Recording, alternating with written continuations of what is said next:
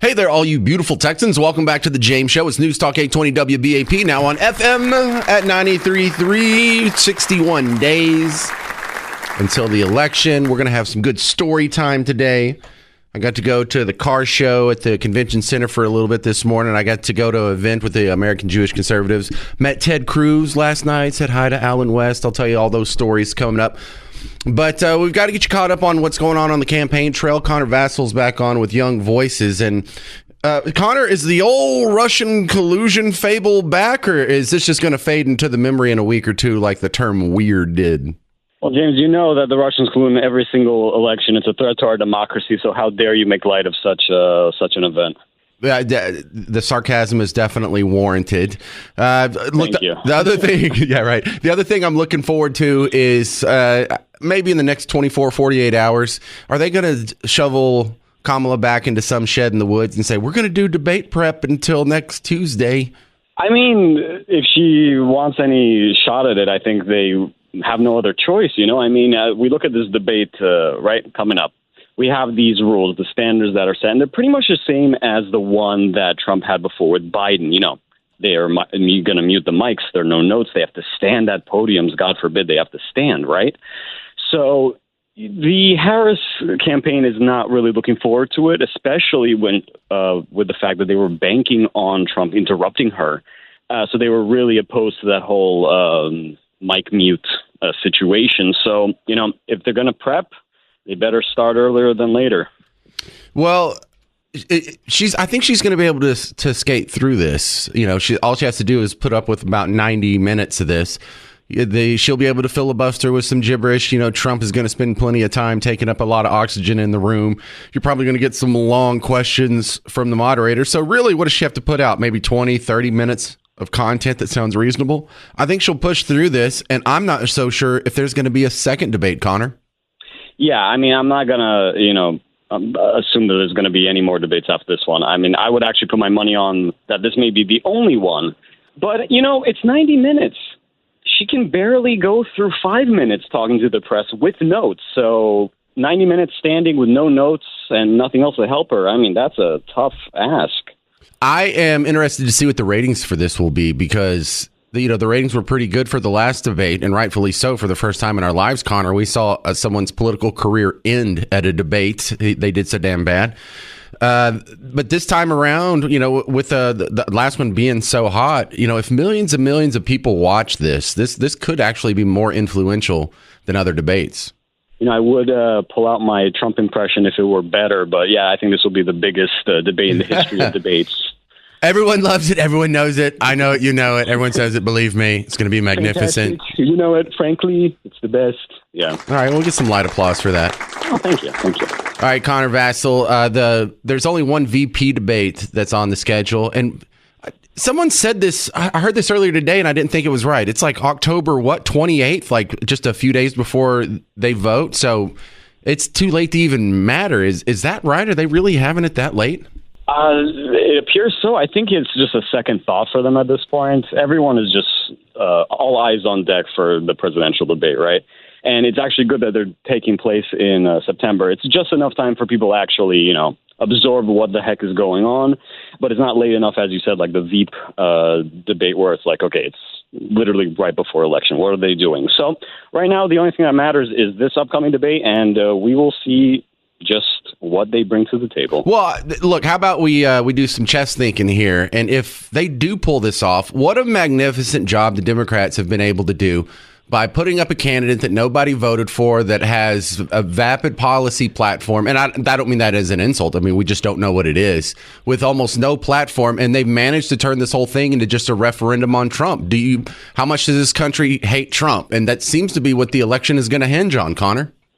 Well, James, I have to say you give them too much credit. I don't even think they know what their policies are or what their platform is. So, you know, if they don't even know, they can't show any cards, I guess. Well, look, and both sides do this political thing where my policies are whatever's popular right now. And so you see them both run into the middle for the general from the primaries. But, you know, we skip that whole primary process from one side, and they're not doing a whole lot of running to anything. So, this is like in 2020, no one really voted for Joe Biden. They just voted against Trump.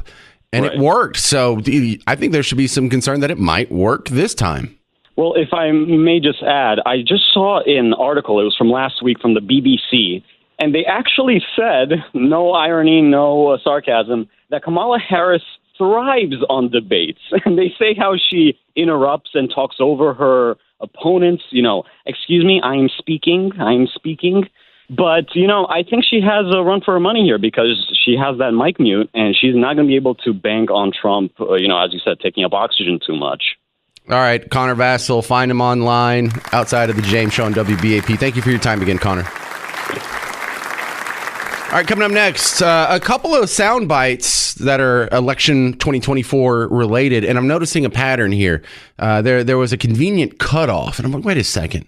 This convenient cutoff thing has been happening a lot in the last couple of weeks. You'll hear all that coming up next on The James Show.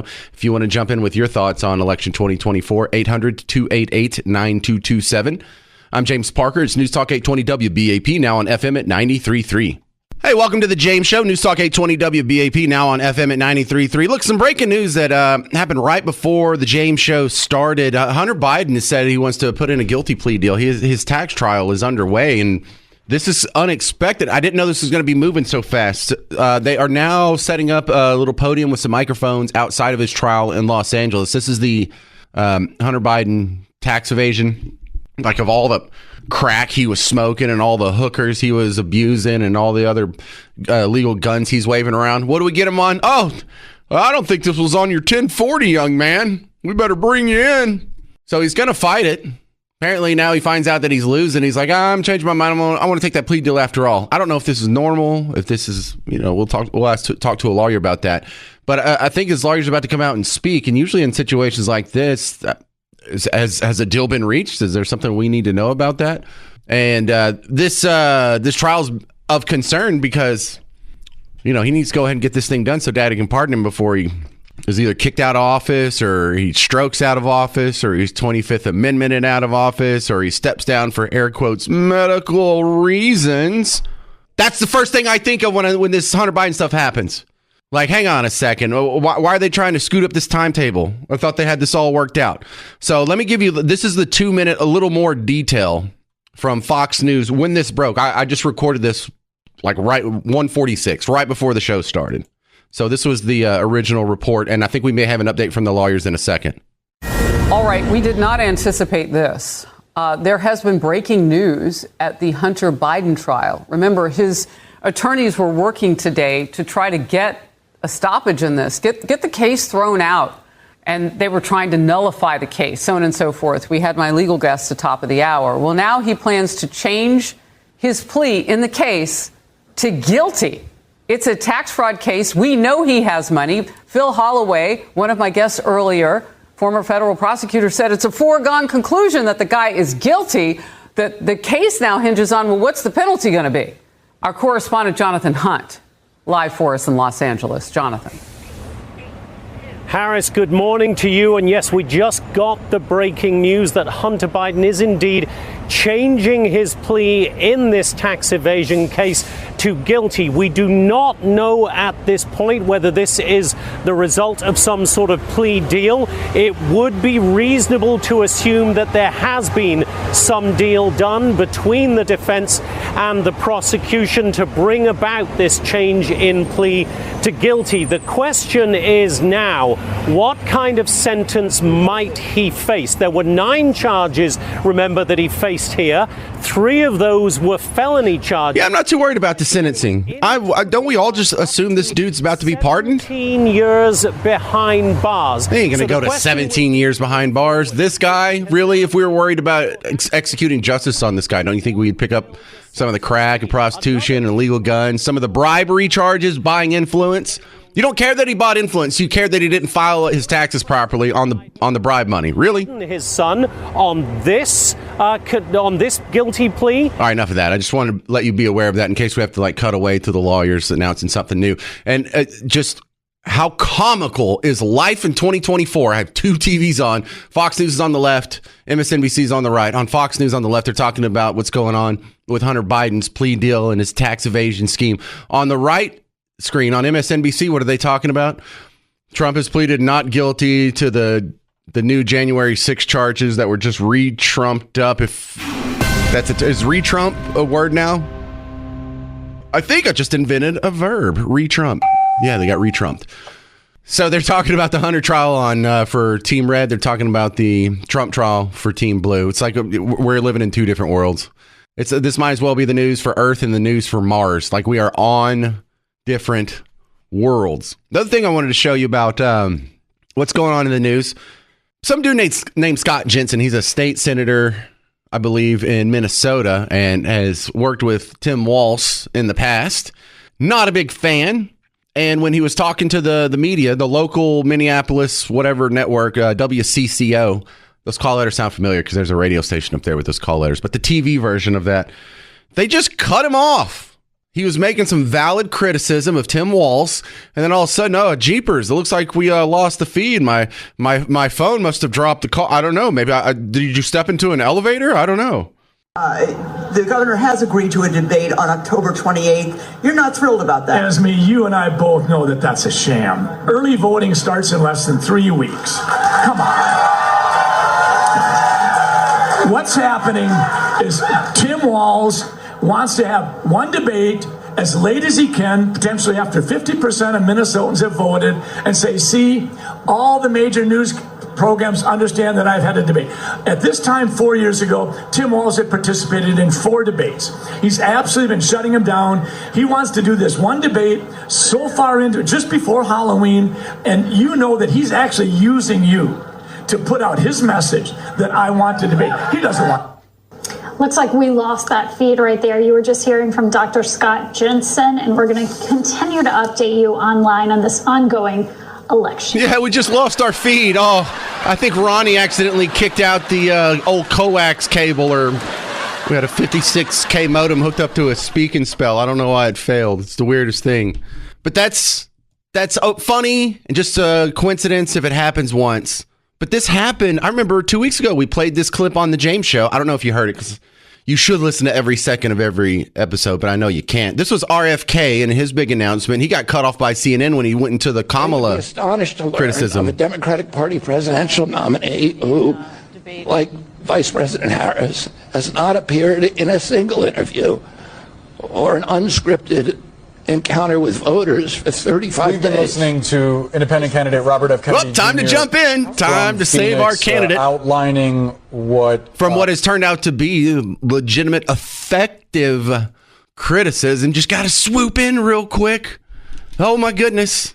The other technique that you're going to be seeing a lot of is the filibuster. It's very Machiavellian in the fact that they use their time on TV, not to tell the truth, not to answer questions, but to convey a message or to cut off someone else's message. It's just a tool. It's not there for truth. It's not there for speaking from the heart. It's there for a purpose. It's just used as a tool, sociopathically used as a tool. So when Elizabeth Warren, Pocahontas, she wants to go on CNBC and try and talk about inflation. And the guys on CNBC are not economic lightweights. You can't just go out there and be like, whoa, look at them corporations being all greedy. It just kind of coincided with money printing, but has nothing to do with each other. The CNBC guys aren't going to put up with that. But if you keep talking, they only have 6 minutes in each segment. They'll run out of time, and you can limit the damage, and you can get your message out and just give your voters an excuse to still hate the orange man. And that is a time in that's any sophistry. Your example on craft. Your example on craft is even worse. You finished first. In any of the states around the country that already have price gouging laws in place. Can I tell you why that those are fallacious and misleading at best? And your Kraft analogy is even. Why can't I tell you? Please let me tell you. Kraft, you say, was 440% profit increase. The example you used, the prior quarter from the year before, they had a charge of $1.3 billion, an accounting change which wiped out profits. Then they earned what they normally. Let me finish now. She's got to cut him off. Here she comes. Look at the data. Come on. We have economic study now after economic study. This is the way it always goes. When there is more concentration, 40 million eggs were destroyed because of avian flu. When there is more concentration in an industry, we have seen much greater increases in Do you attribute the inflation? That's what you think we need to do to solve it? They're not random. They are not random one-offs. It is part of the problem when you've got companies that are gouging consumers on So the guy just drops his head. He's looking at his lap right now because she's not letting him talk. Senator, listen, we're trying to help. We're trying to actually do. Where are you in the 37 states that currently have? See, that's what I like. I like when people who are economically wrong go into a platform that will actually call them out on it. See, that's why everyone wants Kamala to get out there and do as many interviews as possible. Answer some of these economic questions. It's not going to go well. All right, coming up next, in Georgia, a 14-year-old kills 4 people in a school shooting, injures a few more. In Louisiana, an 11-year-old commits a double murder. What is the deal with evil children going on killing sprees? That's next on The James Show. News Talk 820 WBAP, now on FM at 93.3. Hey there, all you beautiful Texans. Welcome back to The James Show. It's News Talk 820 WBAP, now on FM at 93.3. Let's go. All right, 61 days until the election. For those of you who are, I don't want to say bothering me, but politely asking me about these segments, I put the Blonde Kamala segment up from earlier this week. Thank you very much. And the fascism segment has been up for like a week. So I don't know why people think of it a week later and ask me if I put it up. I actually did put that one up. Another thing I want to remind you about before we get to my next guest, atodallas.org. They're still collecting money, GoFundMe, for the 3 families affected by the police shooting in Dallas last week. Let's not forget about those guys just yet. They're having services for Darren, and I believe one of them's still in the hospital. One of them got out. But let's not forget them. atodallas.org is where you can help them out. All right, now to my next guest, Dr. Matthew Wilson, back on The James Show. Matthew, I'm going to talk about the rumor mill that has been discussed on The James Show, and that is the probable October surprise that we're still waiting on. And I think one of the ones that has the most traction when I talk to people sending me Facebook messages and whatnot is the idea that Biden may step down voluntarily between now and the elections, hand the crown over to Kamala so she goes into Election Day as the incumbent. What do you think of that? I am a little bit skeptical of that because I don't know how much of a boost that would really give her at this juncture. You know, if it were to happen in September or October, it seems a little bit like a gimmick, absent any sort of, obvious health event or something that clearly diminished Biden's capacity.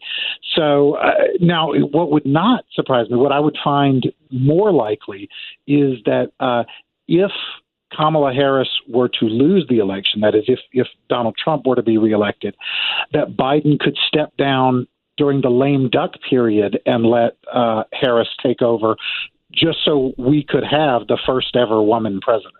I could see that scenario playing out. Yeah, you're not the first person to say that, and I really like that theory. I really do. The other one, I would say the one that has the second most traction is, Matthew, there's a lot of people that think Trump is going to be jailed, and maybe not in jail on Election Day, but there's going to the process where he's going to be put in handcuffs and he's going to be put in the clink and the orange jumpsuit and everything. And, if they're losing and it gets close to Election Day, they'll get pretty desperate. I think that might happen too.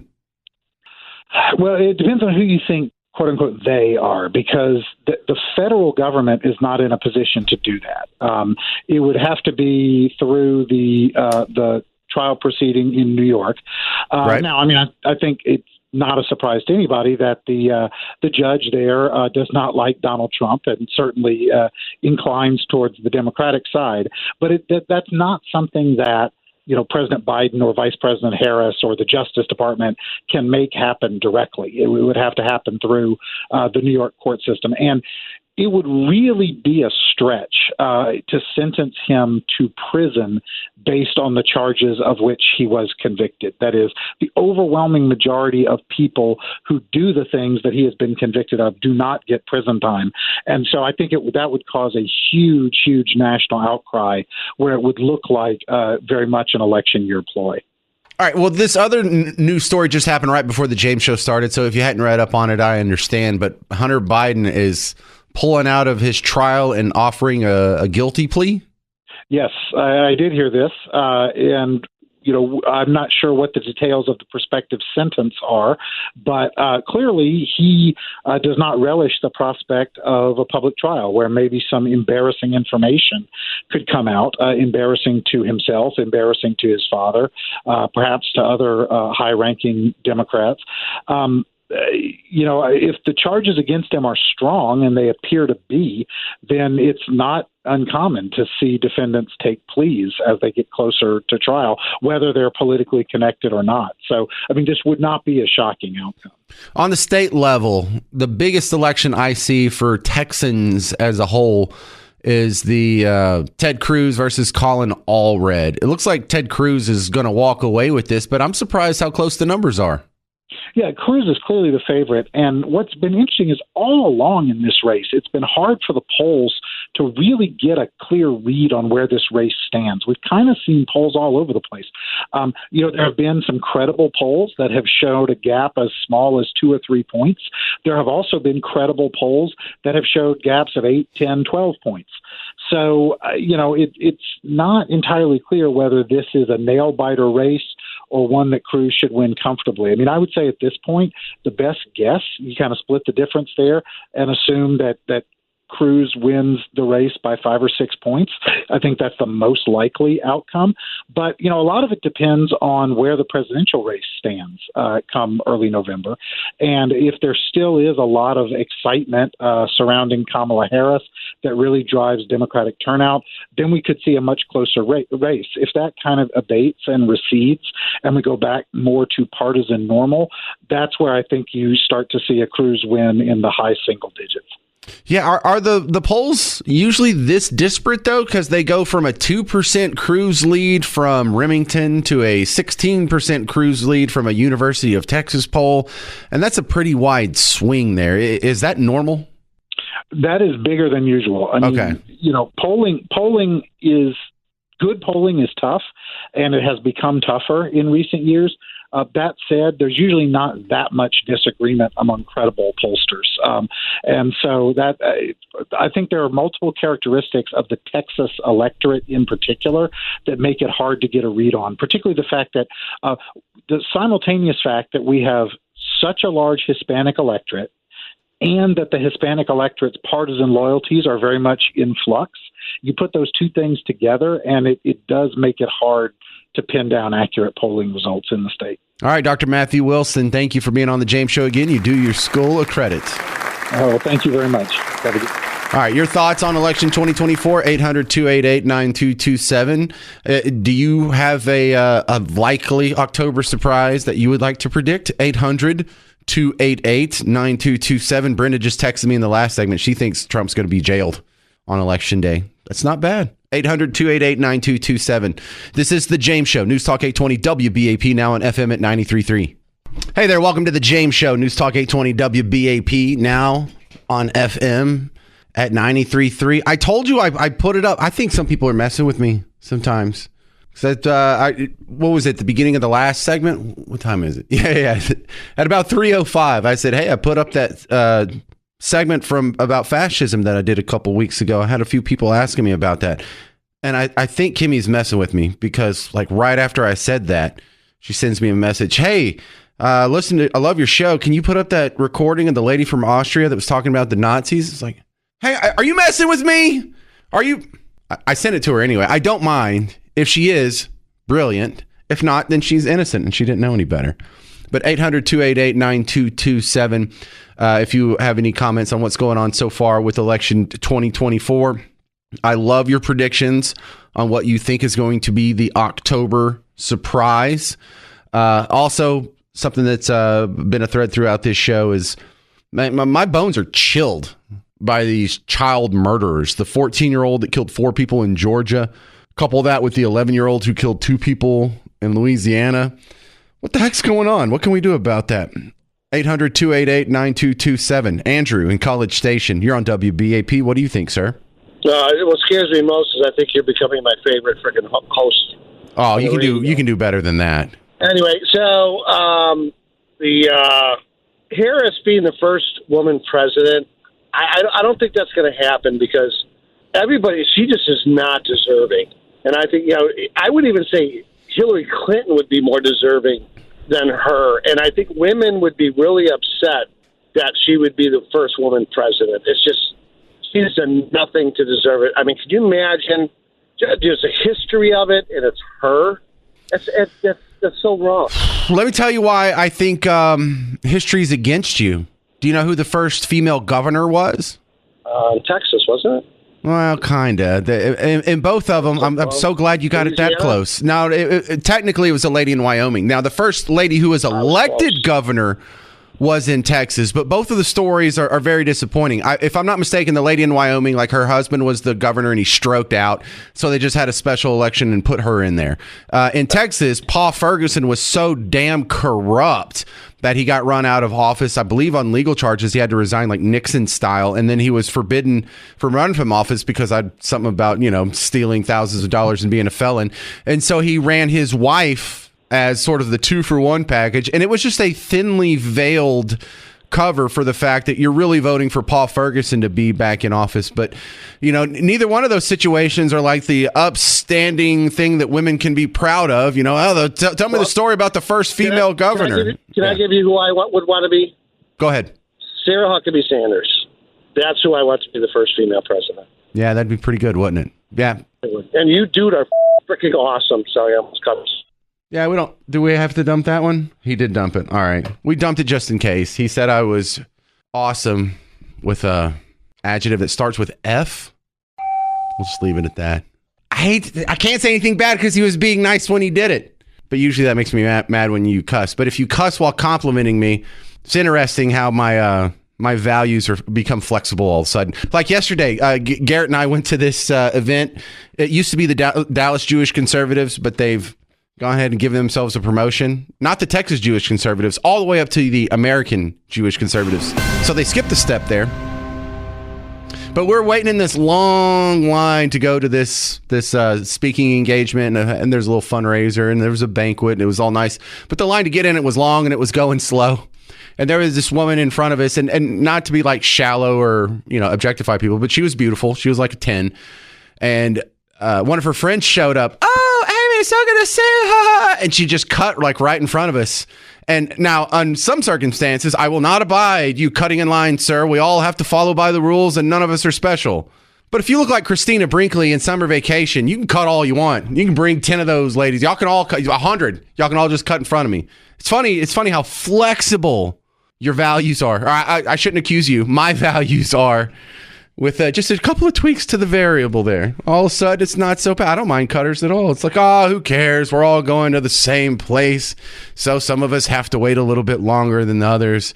You ladies are great. We're all having a good time. I just want you to be happy, and I have no idea why. None. Here's something from the campaign trail that I liked yesterday, though. Trump's talking about slashing the government, which makes my little libertarian heart just flutter.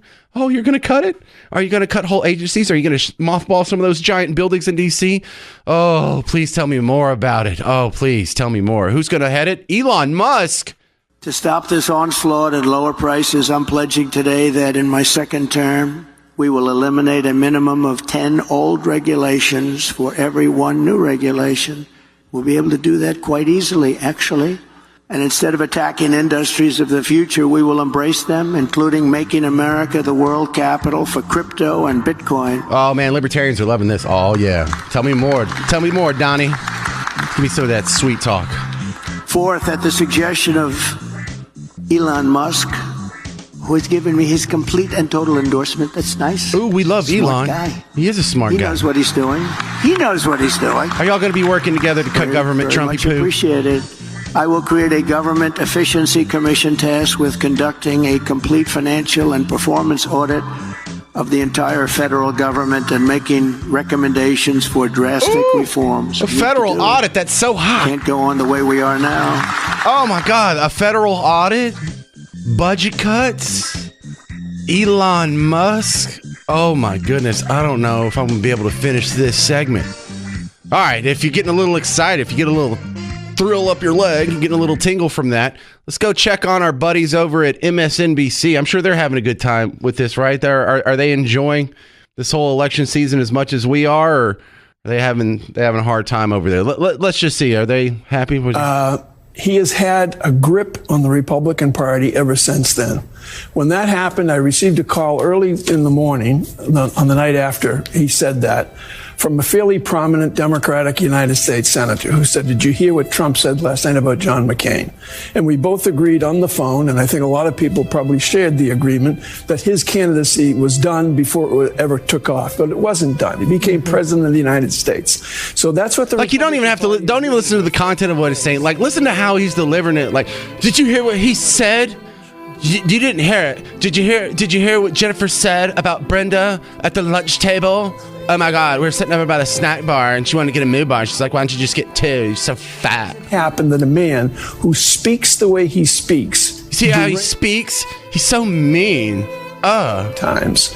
Some of the things he posts on Truth Social, his website, you cannot repeat on American television. Are you kidding? That guy's hilarious. We just listened to him. He's talking about cutting government. He's talking about Kamala working at McDonald's. Did you check out this latest rumor mill thing, the McDonald's situation? This was him at the Hannity thing last night. Bartending and cooking and washing dishes and construction.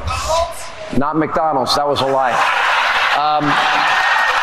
And I By the way, she didn't work at McDonald's, right? She did not. Well, there's no evidence of it. Did she so work at McDonald's? Because so far, no evidence. I don't think so, based on what I saw. You hear all the people like laughing? Did they sound hateful and mean-spirited and like bullies? And by the way, if you're not caught up on the Kamala rumor mill, she kept saying that she worked at McDonald's. Turned out no one can prove she worked at McDonald's. Think about it. 2 middle-class kids, one a daughter of Oakland, California. And where did you work? Who was raised by a working mother. I had a summer job at McDonald's. All right, now she said that at like 6 different places. No one has any proof. There's not a picture. There's no records for McDonald's keeps records of their employees. Now, would she lie about that? That's such a weird thing. If she lied about that, that's weird. Speaking of weird. All right, stick around. Coming up next on The James Show, Lisa W. Miller, a researcher and author, talking about Trump's team versus Kamala's team. Who is going to make it across the finish line first on November 5th? That's coming up on The James Show. News Talk 820 WBAP, now on FM at 93.3. Hey there, welcome back to The James Show. News Talk 820 WBAP, now on FM at 93.3. Decision 2021 happens in 61 days. We are 61 days away from November 5th, 61 days away from the election. So this is the home stretch. If we're going to get any wonky October surprises, we are in October surprise season. I know it's September. Sometimes these things drop a little early. So how's it going over there? Let's ask Lisa W. Miller, author, back on The James Show again. Your thoughts thus far as we enter the home stretch. Oh, thank you, crowd. As we enter the home stretch for election 2024. Well, thanks for having me back on. And I will say there is just no playbook for what we should expect this season because, every day it seems like something changes. But what's happening now is the attack ads are coming out on both sides of the aisle. So Harris is going after Trump in Project 25. Trump is going after Kamala Harris and her record while with Biden. And so those things are happening. However, James, there is a unique little twist. The negative ads aren't as negative as they were in the past, which I think is just fascinating from my marketing, consumer point of view. So it'll be interesting to see how these attack ads really come to life. Yeah, and that tells me this is more of a referendum on Trump's personality than either one of their policy platforms. He's probably backing off the negative ads, so he doesn't seem like a meanie, so he doesn't seem like a bully who's picking on a sweet little lady over there who's just full of joy and laughter. And I think he's smart to do it. Yeah, I think that's right. Is that, when you think about joy, hope, and positivity, the country as a whole needs that. So regardless of what political side you lie on, but at the time, so negativity is not really the time and place right now. So I think the attack ads are absolutely going to be there. But like I said, they're a little bit different And I always get asked, do attack ads work?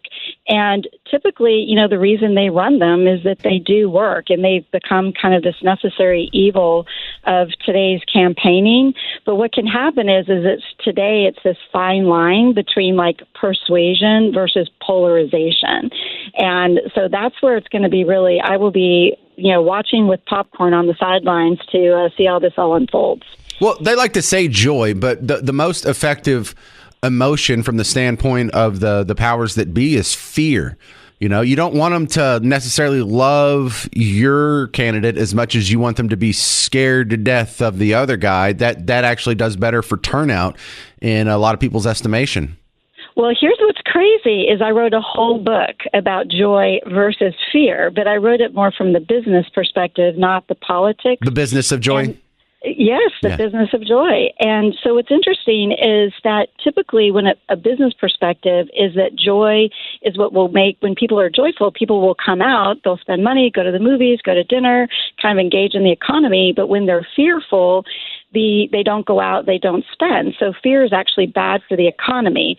But when it comes to politics, the fear factor, let's call it, time and time has worked. I will say from a data perspective, I do collect 1,000 surveys every month. But when you look at the different sides, the different party affiliations, if you're more on the conservative side, clearly the top issue is, around the economy and what that's going to be like in the next generation, worse off than today. And those attributes score higher for those affiliated with the right. But faith is also much higher on the right versus left. Again, 1,000 people just last month. But on the other side, if you lean more to the Democrat and liberal, they're more fearful just about being out in public and more, fearful about rising violence. So their fears are actually different. And I think that to win that independent vote, that's what they're trying to unlock is they are playing to the fear, but the fear is different on different sides, which, again, as a consumer strategist, I find that fascinating. Yeah, I have a friend who's way too far out in the political fringe. She thinks half the country's white supremacists. And I'm like, you must have like just the most scary existence. So like when you're just walking around North Park Mall, you think half of these people could be Nazis. Really? That's the world you live in? That sounds absolutely frightening. Well, and that fear, honestly, as I said, is super bad for the economy because if people are just fearful to go outside of their homes, it's bad for the economy, but it's also bad for our mental health. It creates more loneliness if we just kind of hunker down at home. Well, it also sounds stressful. I'd be stressed if I was surrounded by Nazis. Lisa, talk about when you say you do your own surveys. What shows up in your surveys that isn't seen in the outside world? Well, I always tend to ask questions differently. And I try to get to the underlying root causes of what motivates people. And like I said, what I found so interesting is the things I mentioned a moment ago in my survey is that if, you hear words around faith, like you've never heard faith in politics before, and that's what you're hearing that now. Even words in the DNC, they're talking about words around freedom. And just as a little umbrella, in June, so before the assassination attempt, before the Republican convention, way before Biden stepped down, the survey I did in June, the word freedom is much more aligned, and Republicans agree with that much more versus Democrats, and the word patriotism. But yet the whole DNC started to lean into those words. And so it could be, again, politics aside about who wins, but the word choices, if you guys listen to the word choices, it's kind of a muddled middle right now. Is that what typically people on the left might think about, people on the right are talking about, and vice versa.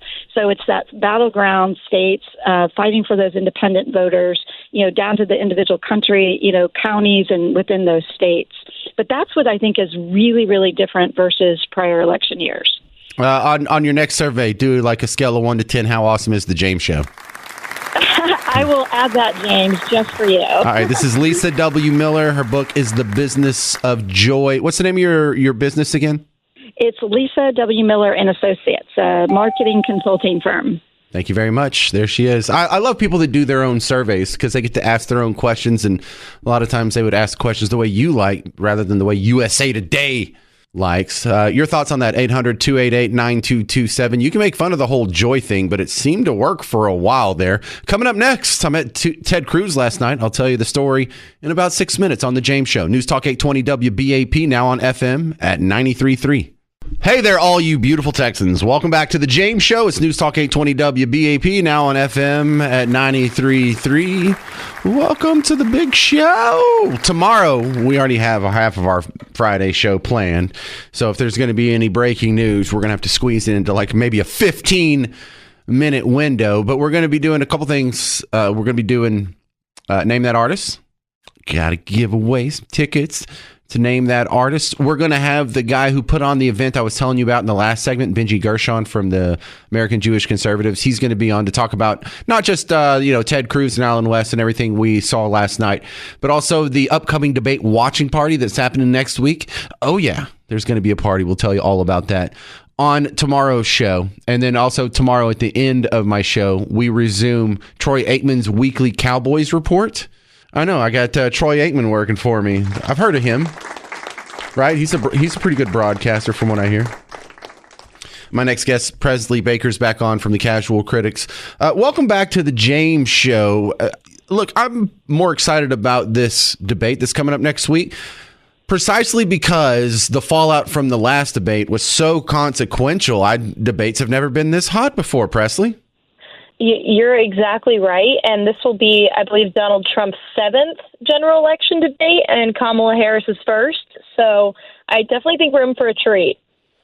Well, is she going to be able to skate through in 90 minutes? I say yes, because when when she did that interview that was supposed to be a whole hour with CNN, she really only had to talk for 18 minutes and 40 seconds. We all broke it down.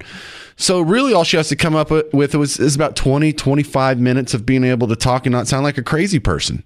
Well, right. It's really not that long of a time. I know 90 minutes sounds daunting to anybody if you tell somebody to go give a 90-minute presentation. But with both of them talking split even, you got the commercial breaks, you have the muted mics, you have response time. I mean, it's going to go by very quickly, and she'll probably be able to cover herself more than Joe Biden did, obviously, in the last debate. All right. So earlier in the show, we were talking about what are the likely October surprises, because what happened with Hunter today makes one of them a little more plausible. If they're trying to speed up Hunter going through his trials, it may be because so his daddy can pardon him, and they need to get through all this so daddy can pardon him, and then daddy can maybe step down and hand off the reins to Kamala so she goes into Election Day as the incumbent. What do you think of that rumor, Presley? I think that would be insane. But at the same time, a lot of things have happened this year that I would have said no way to in the past, even month.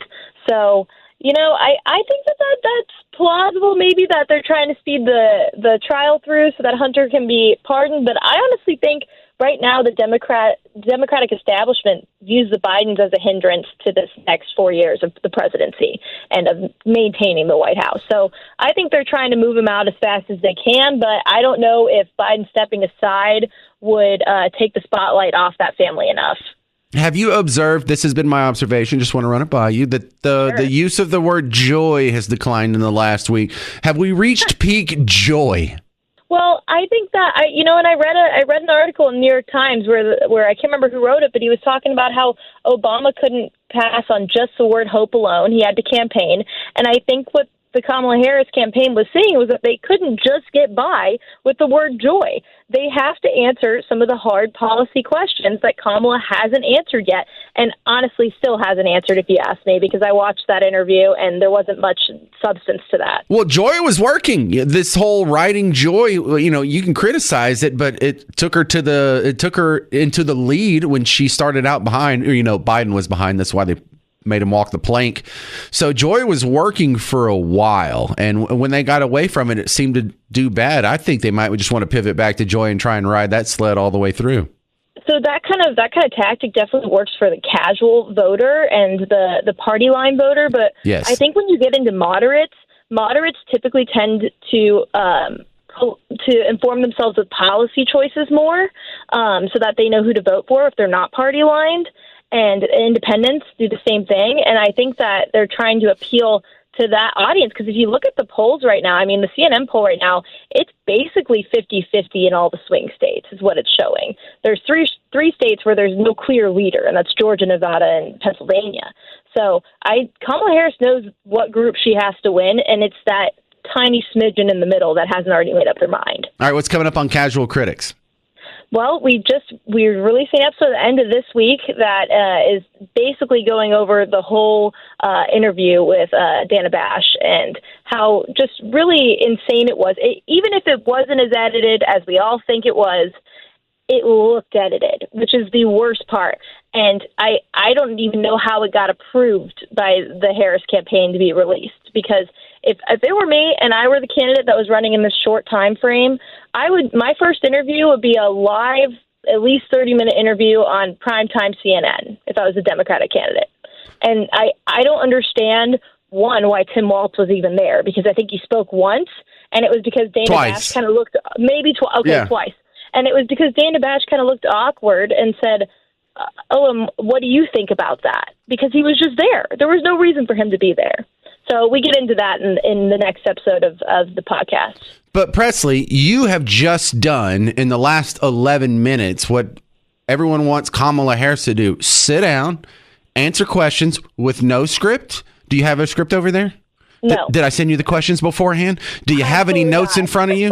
Is any of this edited? Is this live? Like, you have done more than the lady who is asking America for presidential votes right now. Right. And, I don't understand how she, especially as a woman myself, if I were a female candidate and trying to be the first female president, and in fact, the first female vice president, I wouldn't need my male counterpart, that's my running mate, by my side to do my first interview. Agreed. Find her on the Casual Critics. I got a good YouTube channel. Her name's Presley Baker. Thank you very much for being on the James Show. Have me back. Casual Critics, fun stuff. All right, coming up next on the James Show, we win one and we lose one. The library is staying open, but Megabus is shutting down. Details next on the James Show. News Talk 820 WBAP, now on FM at 93.3.